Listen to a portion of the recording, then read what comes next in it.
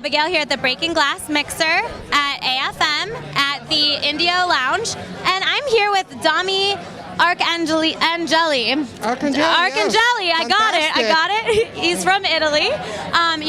You're from Venice, Italy. I was born in Venice. That's yes. amazing. And you said you have an American passport, so your mother was English. Yeah, American. American. Yes. Yeah. But I was brought up in Italy. I grew up in Rome, in fact. Okay. And that's where I really started the acting. And I was initially discovered by a photographer, Helmut Newton, who did a photo shoot that was quite famous at the time. And then I became a fashion model. And Fellini spotted me on a magazine, and they called me to Cinecittà, the very famous Cinecittà studios in Rome, and I did my first screen test. But that movie was never made. I would have been the lead. Well, hey, but you're here now, and we're actually here to talk about the movie Virus X. I'll give you a photo of it. Can you tell us a little bit about this movie? Yes. You are in it, and you also produced it. Yes. So, yes. That's a huge role that you had in the making of the movie. You definitely wore two very large hats there. They are, two very different jobs. Substantially, right. It's very complex, so sometimes to detach from the acting side of it, right. Especially playing such a different character. I'm not playing some sort of albino replicant. I'm not human in the movie, and I'm a really bad villain, and so for me it was very intense. It was also very emotional, believe it or not, because of the how the story evolves. But besides that, then at the end of the day, you're still with the costumes on, and you have to think straight and be a producer.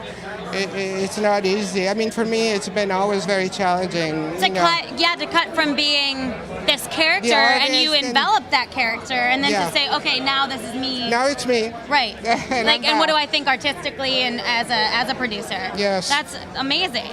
And it's a good job, and because after so many years of acting, as a freelancer, let's say with agents and here and there in many different countries, finally I get, in a way, to pick the projects, and sometimes if there is a part, of course, to do it. Right. But at the same time, thank God I have great partners in the company. Well, and that's what I was going to say. Now you don't have to freelance. You work for yourself. You work for Empire Films is the name of your company. Yes, so, which is exciting. Yeah, and you're the CEO of that company. Yes. And who'd you start it with? We started in 2009 with a movie called House of Flash Mannequins that was shot a week in Rome and 3.5 weeks here in LA. A very artistic, artsy horror film that became a little bit of a cult movie. And went to Berlin, where I won Best Actor, actually, for the performance. Yeah, the movie did very well internationally. It was a very tough movie, not for everybody, let's say that. So the crowd is definitely more specific. Sadistic subject matter, but very interesting, extremely well done. Right. And then Aaron Benore, my CEO, came on board because I realized that first film that I could have never done it by myself. Right. Because you need help. It's a huge task for sure. Yes.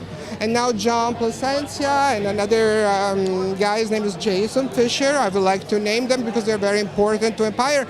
In fact, I'm very proud to say we're here with 6 movies. That was my next question. Are you so you're here with 6 films? Yes. What are they all? Because this is kind of is this a horror-based film, or what is the synopsis of this?